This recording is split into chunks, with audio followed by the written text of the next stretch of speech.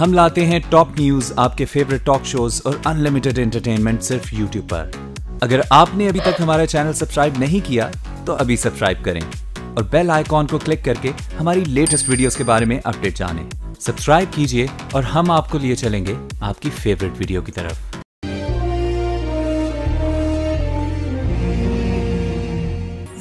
ये वतन तुम्हारा है, तुम हो पास बाज के। वेलकम बैक टू आज पाकिस्तान। और अब हमें हमारे मौजूद मेहमानों ने स्टूडियोज में ज्वाइन किया है, जिनका तारुफ आपसे करवाते हैं। सबसे पहले हमारे साथ इस वक्त स्टूडियोज में मौजूद हैं MKM पाकिस्तान की रहनुमा खुशबख्श शुजात साहिबा, और उनके साथ हैं मैडम जहां आरा, पाकिस्तान प्रेसिडेंट सॉफ्टवेयर एसोसिएशन के साथ होती हैं, मुंसलिक हैं।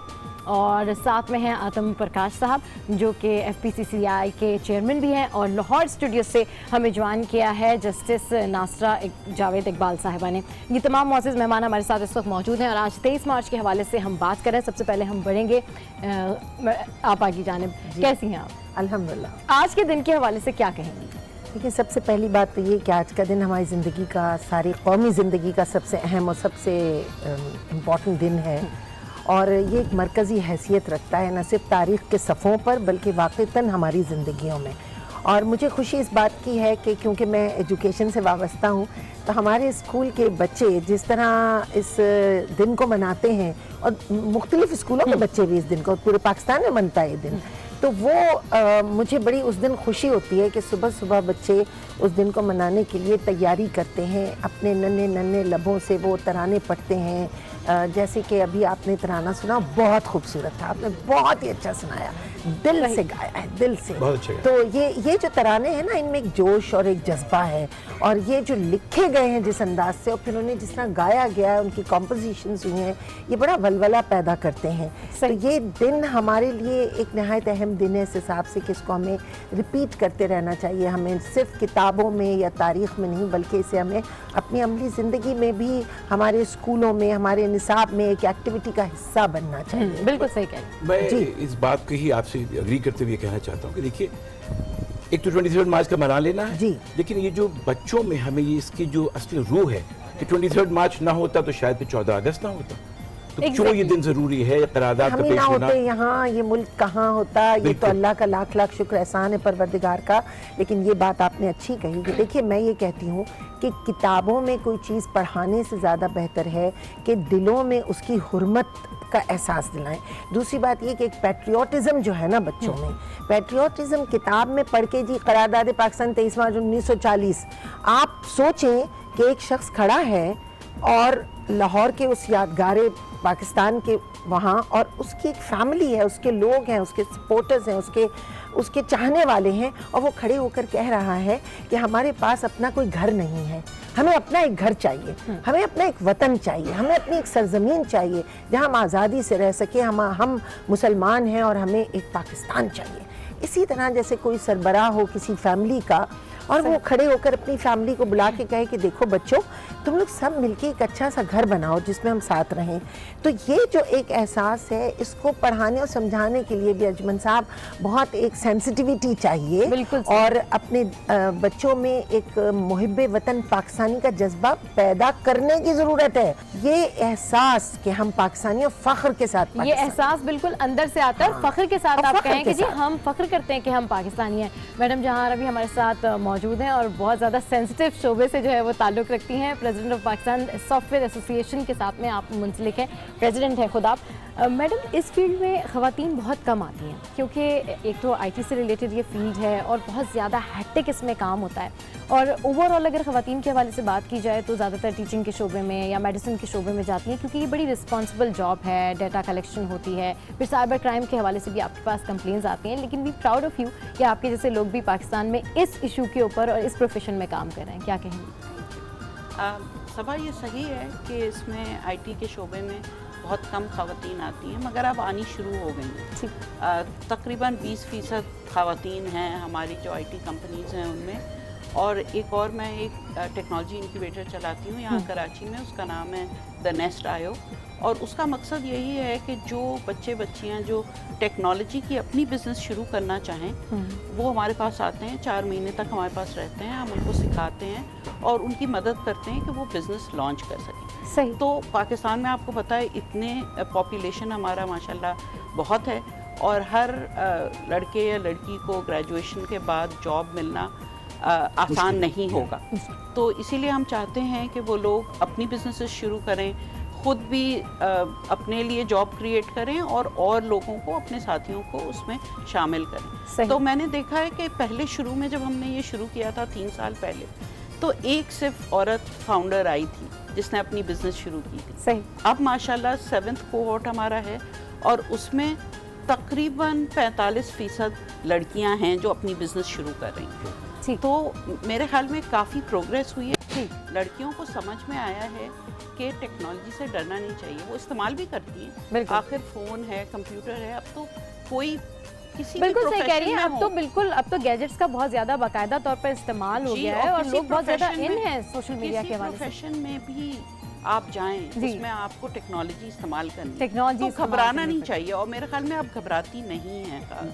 बिल्कुल भी नहीं घबराते। जी जी, मेरा एक सवाल है, जल्दी से मैं आपसे सवाल करूँ कि मुझे जो फिक्र खाई जाती है, अभी खुशबा साहिबा से बात हो रही थी, पाकिस्तान टेक्नोलॉजी में कहाँ पर मौजूद है? और मुख्तलिफ एशिया के मुल्क को ले लीजिए या ममालिक को ले लीजिए, पाकिस्तान कहाँ है और दूसरे मुल्क कहाँ है? क्या हमने तरक्की की? क्या हम वहाँ पे हैं जहाँ हमें होना चाहिए या नहीं है? लेकिन तरक्की तो बहुत की है और आप देखें अभी भी जब और जो बिजनेसेस हैं, प्रोफेशंस हैं, इंडस्ट्रीज़ हैं, वो ग्रो नहीं भी कर रही हैं, तो पाकिस्तान के सॉफ्टवेयर एक्सपोर्ट 20%, 25% हर साल ग्रो कर रहे हैं। मगर ये है कि हम जहाँ हमें होना चाहिए वहाँ हैं या नहीं? बिल्कुल नहीं। हमें बहुत पोटेंशियल है और हम वहाँ नहीं हैं मुख्तलिफ वजूहात की वजह से। जी, मेरे ख्याल में कुछ पॉलिसीज़ में, कुछ ओनरशिप के, टेक्नोलॉजी जो है वो सेंटर में होना चाहिए हर चीज़ के, इसलिए कि जो भी इंडस्ट्री हमारी ग्रो होनी है वो टेक्नोलॉजी के बगैर ग्रो नहीं हो सकती। ठीक है, बिल्कुल सही कह रही हैं आप। टेक्नोलॉजी में हमें जितना आगे होना चाहिए था उतना आगे हम नहीं हैं और कोशिश यही करेंगे कि इस टेक्नोलॉजी में भी हम आगे जाएं, क्योंकि आपकी जैसी खवातीन अगर आगे बढ़ेंगी और सपोर्ट करेंगी तो डेफिनेटली ये काम मुमकिन है। आतम प्रकाश साहब हमारे साथ इस वक्त बैठे हुए हैं, माइनॉरिटीज़ की आवाज़ हैं, FPCCCI के चेयरमैन भी हैं और पैटर्न चीफ भी हैं। सर, आपका काम भी लोगों के मसाइल आगे तक पहुँचाना, लोगों की बात आगे तक पहुँचाना। आज का पाकिस्तान, जो आज का पाकिस्तान है, इसको आप कैसे देख रहे हैं? इसमें अक़लियतों के हवाले से आप क्या बात करेंगे, क्योंकि बड़ा किरदार अदा किया है माइनॉरिटीज़ ने भी पाकिस्तान के तामीर तरक्की में। पहले तो आपका शुक्रिया आज टीवी का कि आज टीवी को आज ये क्रेडिट जाता है 23 मार्च के दिन जी, कि उन्होंने जो पाकिस्तान का झंडा है जिसमें यहाँ से वाइट रंग शुरू होता है जी, और जितना वाइट रंग का हिस्सा है आपने उतनी नुमाइंदगी दी हमें और जितना ग्रीन रंग का हिस्सा है और हम सब मिलकर बैठे हुए हैं, तो ये बहुत बड़ा क्रेडिट और एजाज़ है मेरे लिए भी कि हम पाकिस्तान की नुमाइंदगी करते हुए, अक़लियतों की नुमाइंदगी करते हुए, तो ये प्रोग्राम आपको पूरी दुनिया में जाएगा। तो कम से कम आज के दौर में इस तरह के प्रोग्राम्स होने चाहिए और पूरी दुनिया को पता होना चाहिए कि पाकिस्तान में भी हिंदू बरादरी रहती है, ईसाई बरादरी रहती है, दूसरे पारसी बरादरी रहती है, सिख बरादरी रहती है। तो वो पैगाम दुनिया में जाता है, वरना दुनिया को पता नहीं होता। दुनिया समझती है कि पाकिस्तान जो एक अफ़गानिस्तान की तरह कोई छोटा सा मुल्क है, हर तरफ पहाड़ ही पहाड़ हैं। तो मैं समझता हूँ कि जो आज आपने प्रोग्राम किया है वो, और उसकी जो वीडियो क्लिप्स हैं हम इंडिया में भेजते हैं, इसको वायरल करते हैं सोशल मीडिया पे जी। और दूसरी बात ये कि पाकिस्तान के अंदर मैं समझता हूँ, जब आप खुद सोचें 1947 का ज़माना हो और पार्टीशन हो रही हो, उसके बावजूद कायद मोहम्मद अली जिन्ना और जो लोग उनकी टीम के हिस्सा थे उन सबको एकदम सलाम पेश करते हैं और सलूट पेश करते हैं। उन सब ने उस ज़माने में भी ऐसी क्या ज़रूरत समझी कि इस झंडे में वाइट रंग को रखा, बिल्कुल सही, झंडे में वाइट रंग को रखा, और उनको पता था कि सब लोग यहाँ से नहीं जा सकते हैं। हाँ। पाकिस्तान, हिंदुस्तान और पाकिस्तान जब एक थे उस वक्त यहाँ लोग सदियों से रह रहे हैं, तो अपनी ज़मीन अपनी धरती छोड़ना, यानी यही सोचें कि लोग अपनी धरती से, हम यहाँ कश्मीर से मेरा ताल्लुक़ है, मेरी पैदाइश कश्मीर की है और जिला जैकाबाद में, तो हमारे गांव के गांव आज भी मुझे लगता नहीं, लोग कहते हैं कि यहाँ से हिंदू बरादरी के लोग माइग्रेट करके गए, मुझे यकीन नहीं आता। आप हैदराबाद से आगे बस जो पाकिस्तान आता है वो पाकिस्तान में ही रह जाता है, क्योंकि पाकिस्तान है ही इतना प्यारा, चाहे आपका ताल्लुक किसी भी रंग, नस्ल या मजहब से हो, लेकिन अगर पाकिस्तान में रहते हैं तो आपको बिल्कुल वैसे ही राइट्स मिलते हैं जैसे कि यहाँ के आम पाकिस्तानियों को मिलते हैं। लाहौर से हमें हमारी बहुत मौजूद पर्सनैलिटी है, बहुत मौजूद शख्सियत हैं जिन्होंने हमें ज्वाइन किया है। माहिर कानून है जस्टिस नासरा जावेद इकबाल साहिबा। अच्छा मैडम, आज क्योंकि 23 मार्च के हवाले से हमारी ये स्पेशल ट्रांसमिशन है और आज बात हो रही है पाकिस्तान के हवाले से, तो पाकिस्तान की तामीर और तरक्की में जितना किरदार शायर मशरिक अल्लामा मोहम्मद इकबाल का है, शायद ही इतना कंट्रीब्यूशन किसी और का हो। तमाम मुसलमानों ने पाकिस्तान की तामीर और तरक्की में हिस्सा लिया, लेकिन आज आपसे जानना चाहेंगे इस मौके पर कि अल्लामा इकबाल का जो विजन है, आपको लगता है कि आज के पाकिस्तान में वो इसी तरीके से लोग उसको ले रहे हैं जैसे कि उस पाकिस्तान में लिया जाता था जब उन्होंने ये विजन पेश किया था और पाकिस्तान बनने वाला था? अल्लामा इकबाल ने तो अपना जो अज़हार ख्याल किया था वो 1930 में इलाहाबाद में किया था जी, और उसके ऊपर जो अमल दरामद किया वो कायदे आज़म ने किया, और ये हमेशा उन दोनों के आपस में फ़ैसला था कि अल्लामा इकबाल जो थे वो साहिब फ़िक्र थे और कायदे आज़म जो थे वो साहिब अमल थे। तो उस वक्त कायदे आज़म ने कहा कि काश आज अल्लामा इकबाल होते तो वो कितने खुश होते कि जो उनकी सोच थी उस पर हमने अमल करने के लिए एक इब्तिदा कर ली है। और यकीनन मैं समझती हूँ कि हमने 70 साल में बहुत तरक्की की है। जो भी ख्वाब देखा था, और मैं ये ज़रूर आपको यहाँ याद दहानी करा दूँ कि आप सर सैयद अहमद खान को न भूलें। बिल्कुल, असल वजूद जो थे पाकिस्तान मूवमेंट के वो सर सैयद अहमद खान के थे। अगर उन्होंने अलीगढ़ मुस्लिम यूनिवर्सिटी का इजरा न किया होता तो शायद ये इतने पढ़े लिखे मुसलमान होते ही नहीं जैसे कि अल्लामा इकबाल, और उसके बाद ये तरक्की की सारी बात। तो उनको हमें क्रेडिट ज़रूर 23 मार्च को देना चाहिए। बिल्कुल सही। तो बात ये है कि उनका जो ख्याल था, जो अल्लामा का ख्याल था, जो कायदे आज़म का ख्याल था, वो ये था कि जो भी यहाँ कायम होगी एक रियासत आज़ाद, मुसलमान जहाँ रहेंगे अपनी तहज़ीब, तमद्दन, मज़हब के मुताबिक, अपने अकायद के मुताबिक, उसमें एहतराम इंसानियत होगा। ये सबसे पहली बात। अब हमने देखना ये है, और ये आप अपने बाकी मंदूबीन से भी पूछ लीजिएगा, क्या आज हम उस अंदाज में एहतराम इंसानियत कर रहे हैं जो तवक्को की थी सैयद अहमद ख़ान ने, अल्लामा इकबाल ने और कायदे आज़म ने। और कायदे आज़म ने तो 11 अगस्त को बरमला कहा था कि आज हम उस मौके पे पहुंच गए हैं जहां जो मुसलमान हैं वो अपनी मस्जिदों के जा सकते हैं, हिंदू जो हैं अपने मंदिरों को जा सकते हैं, और ईसाई जो है वो अपने कलीसाओं में जा सकते हैं, और हम सब एक जैसे हैं अपने अकायद के हवाले से नहीं, लेकिन एक आज़ाद ममलिकत के आज़ाद और बराबर के शहरी होने के हवाले। बिल्कुल ठीक है। तो ये हम पे बहुत बड़ी जिम्मेदारी है जो मुसलमान हैं। हम अकलियत थे, हमारे साथ बाकी अकलियतों ने मिल के ये मुल्क हासिल किया, ताकि जो अकलियतें हैं उनके खिलाफ कोई डिस्क्रिमिनेशन ना हो।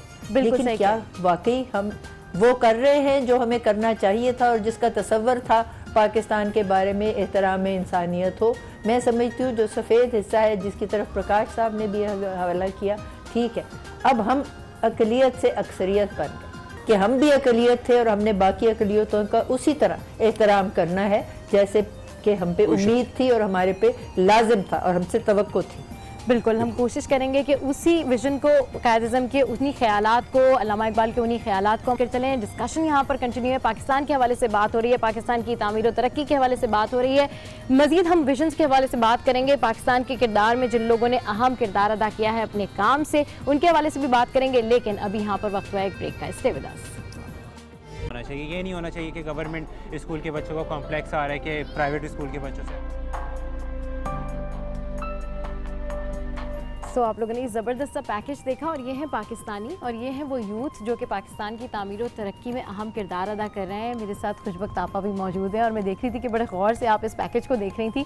आपा, ऐसे लोगों के बारे में क्या कहेंगी जो तालीम के लिए इस हद तक आगे बढ़ते हैं कि इस तरह के बच्चों को तालीम देते हैं, और हमारा जो ओवरऑल एक सोशल एक एटीट्यूड है वो ये है कि हमें सड़क चलते बच्चे शायद हम इनको इग्नोर करके आगे निकल जाते हैं। मैं समझती हूँ यही असल पाकिस्तान है, यही जो ये हसन बच्चा बता रहा था। अब वहाँ से बात शुरू करूँगी। नासरा साहिबा ने एक बहुत खूबसूरत बात कही थी। उन्होंने कहा कि अल्लामा इकबाल साहिब फ़िक्र थे, कायद आज़म साहिब अमल थे, और उससे पहले से तहरीक का आगाज़ हुआ था जो बुनियाद रखी गई सर सैयद अहमद ख़ान, मैं कहूँगी वो साहिब इल्म थे। तो इल्म, फिक्र और अमल ने पाकिस्तान बनाया। जो बुनियादी बात है, देखिए अलीगढ़ यूनिवर्सिटी की तामीर हुई और उसके बाद पता चला कि लोगों में ये जज्बा बैदार होना शुरू हुआ। तो ये जो इदारे बनते हैं ना, जो तालीमी इदारे होते हैं, इन्हीं से ये जज्बे, इन्हीं से तहरीकें, इन्हीं से कौमियतें, वतनियत और वतन से मोहब्बत, हुब्बुल वतनी पैदा होती है। सही। तो ये जो बच्चा काम कर रहा है, ये ऐसे और बहुत सारे लोग हैं माशाल्लाह। पाकिस्तान में जितने फिलैंथ्रोपिस्ट हैं, पाकिस्तान में जितने मुहिब्बे वतन काम कर रहे हैं, मैं गवर्नमेंट को हटा के बात कर रही हूँ, बिल्कुल आवाम जितना काम कर रही है, मैं समझती हूँ बहुत कम किसी मुल्क में आवाम इतना काम कर रही होगी। और नहायत नामसाइद हालात के बावजूद, नहायत मुश्किल मौसमों के बावजूद, नहायत कम वसाइल के बावजूद। और यहाँ मैं एक बात ज़रूर कहूँगी कि हम बात करते हैं पाकिस्तान की तामीर और तरक्की की। देखिए 1947 से लेकर आज तक का पाकिस्तान अगर आप उठा के देखें बहुत मुख्तलिफ है। कहाँ इतने ब्रिज थे, कहाँ ये ग्रीन ट्रेन और येलो ट्रेन और लाल और ये सब कुछ जो हो रहा है ना, ये नहीं था। सड़कों के जाल बिछ गए, जहाँ बिजली नहीं थी आ गई, जहाँ गैस नहीं थी आ गई। जो ज़रूरत है जिस बात की, मैं एज एन एजुकेशनिस्ट बात कर रही हूँ, ज़रूरत इस बात की कि देखिए आज जहाँ बिजली नहीं है कल आ जाएगी, जहाँ पानी नहीं है कल आ जाए। लेकिन अगर हमारी कौम, हमारी नस्ल अखलाकी तौर पर और रूहानी तौर पर तबाह हो गई तो 200 साल भी नहीं उठ के खड़ी होगी। तो हमें वो जो इंसानियत की बात कर रही थी जी, हमने वो, मैं उस पर आ रही हूँ अब कि देखिए हमें काम किस पे करना है। हमें ये काम करना है कि हमारी नस्ल को हम इस बात का एहसास दिलाएं कि हमने ये वतन हासिल किया था तो इसकी बुनियादी जड़ों में बात क्या थी, एहतराम इंसानियत थी ना। तो उसके लिए आपको अपने अखलाक बेहतर करना होंगे, अपने अमाल बेहतर करना होंगे। और सिर्फ ये कह देने से कि जी सफाई निस्फ ईमान है और खुशखती लिखवाने से नहीं होता। आपको स्कूलों में ये एक्टिविटी करवाना होगी कि सफाई कहते बिल्कुल इम्प्लीमेंटेशन करवाना होगा। इम्प्लीमेंटेशन बिल्कुल सही। मेरा एक सवाल जहानारा साहब आपसे ये है कि टेक्नोलॉजी के आप एक्सपर्ट हैं, हमारी नई नस्ल है वो टेक्नोलॉजी को इस्तेमाल करते हुए किस तरह से पाकिस्तान को इस लेवल से अगली लेवल पर लेके जा सकती है?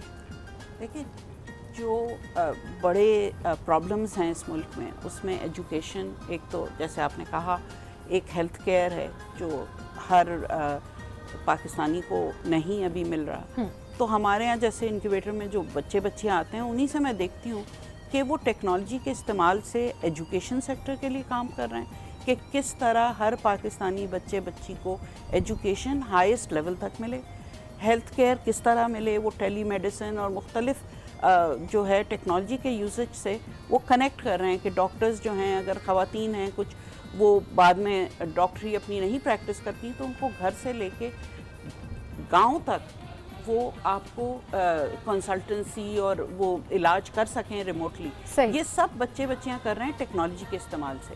दूसरे यहाँ से कनेक्ट करके किसी भी मुल्क में कोई भी एक्सपर्ट मौजूद हो, उससे बात करना, उससे सीखना, ये सब टेक्नोलॉजी के से बहुत आसान हो जाता है। सही, बिल्कुल फैल जाता है, बिल्कुल। और इंफॉर्मेशन स्प्रेड आउट होती है, उससे बड़ा फायदा होता है। इंफॉर्मेशन स्प्रेड आउट होती है। मगर आप ये देखें कि हमारे यहाँ के बच्चे, जैसे ये हसन और शीरीन की आपने पैकेज देखा, उसमें हमारे यहाँ भी इंक्यूबेटर में 2 बच्चियाँ हैं जिन्होंने शुरू किया है स्ट्रीट चिल्ड्रन के साथ काम करना। अब तो बहुत सारे लोगों में और इन्वॉल्व इन्फॉर्मेशन आती जा रही है और काम कर रहे हैं लोग। वो कहते हैं स्केल इसको किस तरह करेंगे, बढ़ाएंगे किस तरह। तो उन्होंने यूनिवर्सिटी में जितने बच्चियाँ आते हैं उनसे मंथली वो लोग डोनेशन लेते हैं और उससे वो स्कूल्स चलाते हैं, वो और बढ़ा रहे हैं उसको, और बढ़ा रहे हैं उनको। बिल्कुल। जस्टिस साहिबा से मेरा एक सवाल है, अगर आप सुन रही हैं कि जस्टिस साहिबा, इन बच्चों को देखते हुए और अगर हालात जिस तरह से खुशबा साहिबा ने बताए और जो जहानारा साहिबा ने कहा कि टेक्नोलॉजी किस तरह से हो रही, तो मुझे तो पाकिस्तान का फ्यूचर बहुत ब्राइट लगता है। आपके क्या कमेंट्स हैं? इंशाल्लाह ब्राइट क्यों नहीं है, ब्राइट। देखिए 70 साल में हमने कितनी तरक्की की है। जहां हमारे लाहौर शहर में एक यूनिवर्सिटी होती थी, पंजाब यूनिवर्सिटी, अब देखिए यहाँ कई यूनिवर्सिटी है, मेरा ख्याल है 15-20 तो है। इसी तरह बहुत से शहरों में बहुत सारी तरक्की हुई है हर किस्म की। लेकिन ये येलो ऑरेंज ट्रेन की बात से पहले मैं कहूँगी कि जो हमारा उमरानी मुआहदा है ना रियासत के साथ, वो ये है कि हर शहरी ने अपने बहुत सारे जो है इख्तियारात वो दे दिए रियासत को कि ये बुनियादी हकूक़ जो उनके हैं, सेहत और तालीम, रोज़गार, छत, जिसको रोटी कपड़ा और मकान का भी एक पहलू है, वो मुहैया हो। तो जब तक हमारे पास सेहत और तालीम के ये 2 बहुत अहम हैं सिलसिले, ये हमें रियासत गारंटी ना करे और हर शहरी को ना पहुंचाए, ये ठीक है। सड़कों का नेटवर्क होना ज़रूरी है, लेकिन ये जो हमारी अव्वलियत है ना, प्रायोरिटी, उसके बाद आएगा। और ये स्ट्रीट मार्केट जो है from rural areas to the market, ये तो सड़कें होनी ज़रूरी हैं। उसके बाद की जो डेवलपमेंट है, और कल ये फ़ारूक सलीम साहब बता रहे थे कि अरबों रुपए कर्जे हमारे पर हो गए हैं, इसका हमें कुछ करना चाहिए इजाला कि ऐसे ना हो, हम उन चीज़ों पे ज़्यादा प्रायोरिटाइज करें, या तरजीहात हमारी वो होनी चाहिए जो अव्वलीन है। बिल्कुल ठीक कह रही हैं, तरजीहात वो होनी चाहिए जो हमारी अव्वलीन तरजीहात हैं। अच्छा मैडम, आपसे इस हवाले से मज़ीद भी डिस्कशन करेंगे, लेकिन और प्रकाश साहब से भी बात करेंगे। असुशन में आज पाकिस्तान में इस वक्त एक ब्रेक का, स्टे विद अस।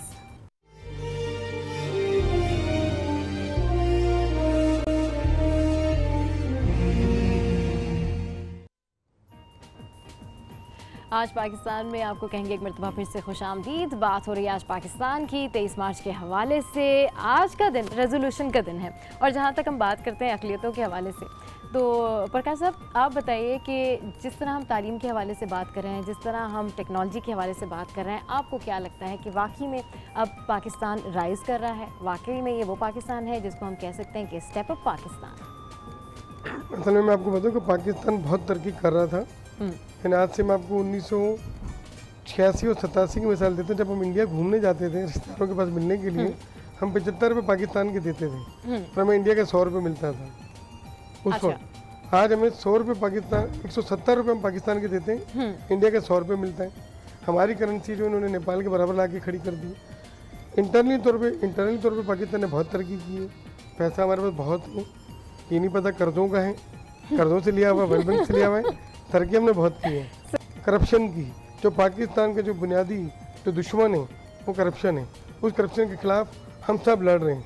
हम काम नाम तो हिंदू बरादरी का हैं, मैं हूँ तो मिनॉरिटी से, लेकिन काम हम सब पाकिस्तान के लिए करते हैं। हमने एजुकेशन के सिलसिले में नदीम शेख साहब चेयरमैन है हमारे जस्टिस हेल्पलाइन के, और आलमगीर साहब फिक्सड के जो है, उन हमने मिल के एजुकेशन के खिलाफ हाई कोर्ट में पटिशन डाली हुई है सिंध गवर्नमेंट के खिलाफ। यदि 6000 स्कूल जो तालीम आम बच्चों का हक था उनको मिलनी चाहिए थी, 6000 ऐसे स्कूल हैं जो सरे से इस ज़मीन से गायब हैं, और उन स्कूलों की अभी तक तनख्वाहें टीचरों को मिल रही हैं, वो स्कूल है ही नहीं। आदम प्रकाश साहब, जहाँ पर आप बात कर रहे हैं तनख्वाहों के हवाले से, तालीम के हवाले से, वहाँ पर तो जो कराची शहर है उसमें सफाई का इतना मसला है। चीफ जस्टिस साकिब निसार ने तो नोटिस लिया हुआ है कि एक हफ्ते में जो है वो शहर साफ करें। आप बैठी हुई और मुस्कुरा भी रही हैं। आप सोचिए ना, आज सुप्रीम कोर्ट को इस लेवल के ऊपर, रूट लेवल के ऊपर, जस्टिस मुस्लिमा मीरानी साहब जो हैं आज गए थे नालों के विजिट करने के लिए, तो क्या ऐसी प्रॉब्लम्स हुई हैं कि सुप्रीम कोर्ट को खुद रोडों पे नौबत यहाँ तक क्यों आई है? सिविल गवर्नमेंट कहाँ है, सिंध गवर्नमेंट कहाँ है? ज़मीन से कचरा उठाने से लेके और दरसगाहों में मनशियात की जो बहुतात हो गई है, उस तक ये कहा जाता है कि जी फ़ौज को बुला लें। यानी इस्लामाबाद में ये बाकायदा न्यूज़ छपी थी कि स्कूलों कॉलेजों में मनशियात के इतने बच्चे आदी हो गए और उन्हें किसी तौर पे रोका नहीं जा पा रहा, तो फ़ौज उसके लिए कुछ कर दे। अगर हम अपना कोई भी हल चाहते हैं, बिलीव मी, वो इस तरह है कि हमें एक लॉन्ग टर्म प्लान करना होगा। हमें अब ये नहीं सोचना है कि भाई और इंतज़ार करें। आपको बीज बोकर इंतज़ार करना पड़ता है फसल के उगने का। मैं वही बता रही हूँ आगे किस तरह। वाहिद इल्म का रास्ता है, वाहिद दरसगाहों का रास्ता है, वाहिद ये रास्ता है जिसमें आप एक बच्चे को, आज 10 साल के बच्चे को आप सिखा रहे हैं कि जी तुम अपने एनवायरनमेंट को साफ़ रखो, ठीक, तो वो आगे जाकर वो अपने एनवायरनमेंट को साफ़ रखने की एक सलाहियत रखता है। लेकिन अगर आप आज अपने बच्चे को ये नहीं सिखा रहे तो कल आप कैसे तवक्को करेंगे? ये जो बीच का टाइम पीरियड है, इसमें हमने बहुत खोया है। जो कुछ पाया है वो हमने हमारे सामने है, लेकिन जो खो दिया हमने, मैंने जो पहली बात आपसे कही थी कि अब हमें ज़रूरत इस बात की कि हमें अपनी दरसगाहों में अखलाकियात का दर्स देने की ज़रूरत है। देखिए हम बहुत कुछ पढ़ा रहे हैं, माफ़ कीजिए, टेक्नोलॉजी बहुत ज़बरदस्त बड़ा काम है, लेकिन इसके ज़रिए भी हमें अखलाकियात का जो बेसिक हमारा दर्स है वो हम भूल चुके हैं। अब उसके अंदर सफाई भी आ जाती है। ये जो कूड़ा कचरा पड़ा है, किसने फेंका है? मैंने और आपने फेंका है ना? बिल्कुल फेंक रहे हैं अच्छा, फिर उसका एक सिस्टम नहीं है, तो सिस्टम बनाने वाले जो हैं वो सिस्टम नहीं बना रहे हैं, तो उन्हें लेकर कौन आया है? तो वो आए हैं जिनके पास ये इल्म नहीं था कि अब आप अपने वोट को उस जगह इस्तेमाल कीजिए जहां आप समझते हैं कि ये इंसान करप्ट नहीं है। देखिए 2018 का इलेक्शन जो है, मैं बिल्कुल ये बात कहूँगी बरमला, एक पाकिस्तानी होने के नाते, एक मुहिब वतन पाकिस्तानी होने, 2018 के इलेक्शन में इस कौम का हर वो शख्स जो 18 साल का है, जिसके हाथ में कार्ड है और जो वोट डालने जा रहा है, वो अपनी आंखें खोल ले और वो देख ले, लेकिन उस शख्स को वोट ना डालें जो आपके इलाके का वो शख्स है जिसको आप जानते हैं कि ये सही नहीं है। सही नहीं है, बिल्कुल वोट का बिल्कुल सही इस्तेमाल करना चाहिए। वोट फॉर राइट, जहां आरा साहब हमारे साथ मौजूद हैं, आप क्या कहना चाहेंगी? मैं देखती हूँ कि बहुत से लोग इसके बारे में बात करते हैं, ड्राइंग रूम कॉन्वर्सेशंस बहुत होती हैं, इवन बहुत सारे लोग इस तरह भी कहते हैं कि हम तो सो रहे थे, वोट ही नहीं डालने, और क्रिटिसाइज करते हैं लोग हुकूमतों को, मगर फिर आप वोट देते नहीं हैं। मैं तो हमेशा देती थी, और आप उसको दें जो काबिल हो। सॉरी माज़रत साहब, टेक्नोलॉजी के हवाले से मुझे बताइए कि हम वहाँ क्यों नहीं पहुँचे हैं कि हम टेक्नोलॉजी को इस्तेमाल करें और वोटिंग को आसान बनाए लोगों के लिए। ये लंबी लंबी लाइनों को, इन सब से बचने के लिए कोई तो तरीका होगा स्पीड अप करने का। आज तक धांधली होती है, मगर अगर आप चाहें तो कौन टेक्नोलॉजी है। पॉलिटिशियन बैठी है हमारे साथ। इलेक्शन कमीशन की जानिब से कुछ इस तरह के इकदाम तो सुनने में आ रहे थे, लेकिन इलेक्ट्रॉनिक वोटिंग के सॉफ्टवेयर भी बने हैं, सब कुछ मौजूद है, मगर उसको इस्तेमाल करने वाला भी तो चाहिए ना। तो उसी के लिए हम कह रहे हैं इम्प्लीमेंट करने वाला वो हो जो इतना सिंसियर हो अपने ओहदे से, अपनी बात से, यहीं से मिलेंगे। तो देखिए सही, एक मिसरा, अब पैगंबर नहीं आएंगे, हम ही आएंगे।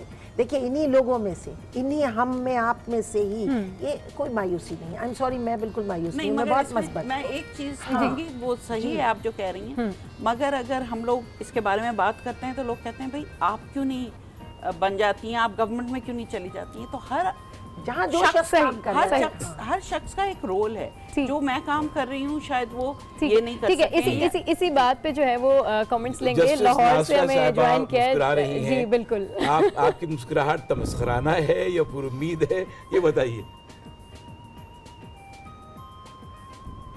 जी आपने कोई सवाल तो किया नहीं, सिर्फ सवाल की बात की। तो मैं पहले तो खुशबख्त से बिल्कुल इस बात पे इत्तेफाक करती हूँ कि अब ये जो इलेक्शन हमारा आ रहा है 2018 में, हर शहरी को जो 18 साल से उम्र से ज़्यादा है उसको वोट डालना लाजमी है। एक हमारी जिम्मेदारियाँ भी हैं जो हमारे हकूक़ के साथ आती हैं, और अल्लाह ताला ने कुरान में फरमाया है कि अपनी अमानतें उनको दो जो उनको संभालने के अहल हो। तो हमारे पास अमानतें कौन सी हैं? आपके पास, मेरे पास तो शायद हो, लेकिन जो आधी हमारी आबादी 2 वक्त का खाना नहीं खा सकती, उनके पास क्या अमानत है? एक ही अमानत है, और वो है उनका वोट। और उनको शऊर आपने दिलाना है कि ये वोट उन्होंने कैसे इस्तेमाल करना है, और जब इस्तेमाल करें तो जो वादे किए हैं जो लोग वोट लेने आए हैं, क्या वो पूरे करते हैं? जो इकबाल ने फरमाया, सूरत शमशीर है दस्ते कज़ा में वो कौम, करती है जो हर ज़मां अपने अमल का हिसाब। अब हमारे अमल का हिसाब करने का वक्त आ गया कि ये पिछले 10 सालों में जमहूरियत आई और जो आए इक़्तिदार में, उन्होंने क्या अमाल किए और क्या उनके अमाल ऐसे हैं कि उसका हिसाब किया जाए, और क्या हम उनको दोबारा वोट दें। और ये क़यादत की बात कर रही थी, इस पर भी मैं इत्तेफाक करती हूँ कि हमारे यहाँ क़यादत का तो बहुत फुकदान है, और हमने ये क़यादत जो है इसको उभारना है उन नौजवानों में जो इस वक्त 25-35 साल के हैं, कि वो क़यादत के उनमें हों और साफ, और वो क़यादत संभालें। अब हमें नई क़यादत की ज़रूरत है। बिल्कुल सही कह रही है मैडम, बिल्कुल सही कह रही हैं कि लीडरशिप के हवाले से अगर बात की जाए तो वो क्वालिटीज़ और उन क्वालिटीज़ का काफ़ी फुकदान है, और वाकई में अब यूथ में लोगों को ढूंढना होगा जिनके अंदर ऐसी इस तरह की क्वालिटीज़ हों कि वो लीडिंग क्वालिटीज़ हों और वो इन तमाम चीज़ों को लेकर आगे बढ़ें। जी जी बिल्कुल बिल्कुल। अल्लामा इकबाल का एक शेर पढ़ना चाहूँगी कि खुदा ने आज तक उस कौम की हालत नहीं बदली, ना हो जिसको ख्याल आप अपनी हालत के बदलने का। तो जब वक्त क़याम आए उस वक्त वो गाफिल अगर सजदे में गिर जाए तो वो कौम कहाँ से खड़ी होगी? सही बात। तो वक्त क़याम ये है कि आप जिस जिम्मेदारी पे हैं वो जिम्मेदारी पूरी, मैं अगर पढ़ा रही हूँ मैं सिंसियरिटी से पढ़ाऊँ, ये टेक्नोलॉजी में है ये उसको सिंसियरिटी से करें। आतम साहब FPCCI में वहाँ से जहाँ से ये गाना गा रहे हैं सिंसियरिटी के साथ गाएं। आप यहाँ बैठकर कौम और मुल्क की नुमाइंदगी कर रही हैं, तो अगर हर शख्स अपना अपना काम एक सिंसियरिटी से बिल्कुल कर ले, हर शख्स को पाकिस्तान की तामीर और तरक्की में अपना अपना हिस्सा डालना बहुत ज़्यादा ज़रूरी है। हमारे मौजूद मेहमान हमारे साथ थे, लाहौर से हमारे साथ मौजूद थी जस्टिस नासरा जावेद इकबाल साहिबा, यहाँ पर खुशबख्त आपा हमारे साथ हैं, जहांरा साहिबा हैं, आतम प्रकाश साहब हैं। आप तमाम मौजूद मेहमानों को बहुत शुक्रिया। बहुत ज़्यादा जो है आज मज़े की डिस्कशन हुई है, पाकिस्तान के हवाले से हमने बात की है और हम यही कहते हैं कि पाकिस्तान का कोई भी शख्स हो, कोई भी पाकिस्तानी शहरी हो, उसको अपना अपना हिस्सा मुल्क की तामीर और तरक्की में डालना चाहिए, तभी ये मुल्क जो है वो आगे बढ़ेगा। बिल्कुल, और इंशाल्लाह बढ़ेगा इंशाल्लाह बढ़ेगा। और इसी उम्मीद के साथ कि पाकिस्तान जो है वो फलता फूलता रहे, तरक्की की जानिब गामजन रहे और पाकिस्तान का हर शहरी खुशहाल हो और हमारा मुल्क दुनिया के नक्शे पर जिस तरीके से उभरा हुआ है मज़ीद आगे बढ़े और मज़ीद रोशन रहे। और चलते चलते अब हम बढ़ेंगे हमारे सिंगर्स की जानिब, जो कि हमें बहुत ज़बरदस्त कौमी तराना सुनाएंगे। यहाँ से हमें दीजिए इजाज़त, देखते रहिए आज पाकिस्तान।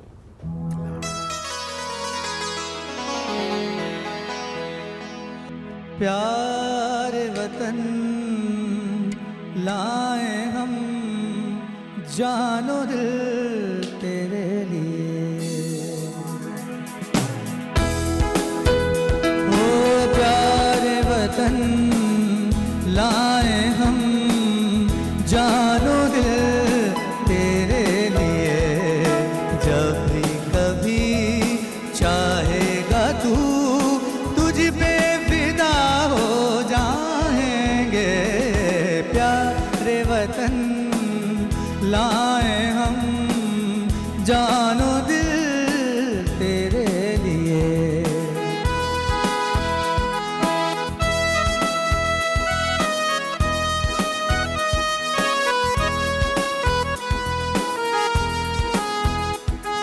हम और हमारी आइंदा नस्लें चूमेंगी तेरे नक्शे